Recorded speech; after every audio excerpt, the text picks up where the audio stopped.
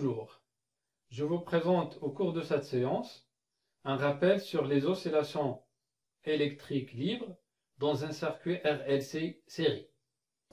Après avoir chargé le condensateur totalement, on va voir comment évolue la tension aux bornes du condensateur lorsqu'on décharge ce condensateur dans un circuit RLC.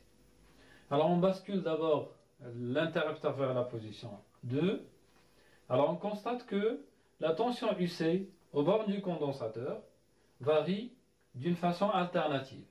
Ça veut dire que la tension UC prend des valeurs positives et des valeurs négatives d'une façon alternée. On dit que la tension est alternative. Et on constate que l'amplitude de la tension UC diminue. On dit que on a provoqué des oscillations électriques libres. Pourquoi libres? Parce que ce circuit ne reçoit aucun apport d'énergie, sauf celle qui a été emmagasinée dans le condensateur. Alors on dit qu'on a des oscillations électriques libres. Ce sont des oscillations amorties. Pourquoi? Parce qu'on a un certain amortissement, parce que la tension UC ne garde pas la même amplitude.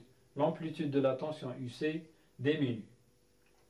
Une autre remarque, c'est que la tension UC repasse par zéro chaque 2 millisecondes.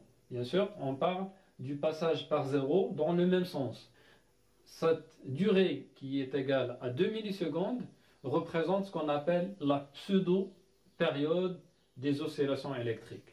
Pour une résistance totale du circuit faible, cette pseudo-période est presque égale à la période propre T0, qui est égale à 2pi racine de LC. Alors si on dispose de cette approximation dans l'exercice, on peut considérer que T égale T0, T0 égale à 2pi racine de LC, alors T égale à 2pi racine de LC, et on peut déduire la valeur de coefficient d'inductance. Alors dans ce cas, L égale T0 carré sur 4pi carré fois C. Par application numérique, on obtient que le coefficient d'inductance L égale 0,1 Henry.